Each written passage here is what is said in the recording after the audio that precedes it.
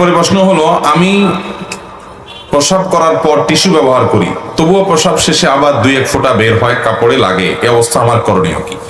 অনেকেরই এই রোগটা আছে ভাই, পেশাব করার পর এক ফোঁটা দুই ফোঁটা অনেকক্ষণ পরে বের হয়।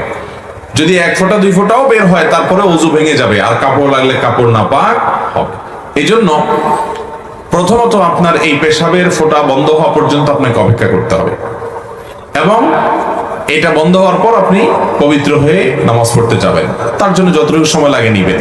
আবার অনেকের আছে অহেতুক সন্দেহ, পেশাবের ফোঁটা বাহির হোক বা না হোক, তার মনে হয় বাইরে হয়েছে, ঘন ঘন চেক করতে হয়, আছে না নাই? তো এইটা হলো রোগ, এই রোগকে পাত্তা দেওয়া যাবে না। যদি দেখেন যে এরকম প্রায় দেখছেন চেক করে আসলে কিছু বাইর হয় নাই, অযথাই আপনার মনে হয়েছে, তাহলে এটাকে পাত্তা দিবেন না। নবী করিম সাল্লাল্লাহু আলাইহি সাল্লাম তো ভিজা হাতে পানি নিয়ে এরকম ছিটা দিতে বলেছেন, কাপড়ের উপর দিয়ে, লজ্জাস্থানের বাইরে কাপড়ের উপর দিয়ে ছিটা দিতে বলেছেন। কেন? যাতে করে ওই শয়তান আপনার মধ্যে ওয়াসওয়াসা ঢুকাতে না পারেন যে আপনার পেশাবের ফোঁটা বের হয়েছে, তাইলে এটা পেশাবের ফোঁটা কিনা। আপনি নিজে পানি ছিটা দিয়ে দিবেন, তাতে করে আপনার পেশাবের ফোঁটা এরকম কোন সন্দেহ শয়তান সৃষ্টি করার সুযোগই পাবে না। তার মানে সন্দেহকে পাত্তা দেওয়া যাবে অহেতুক।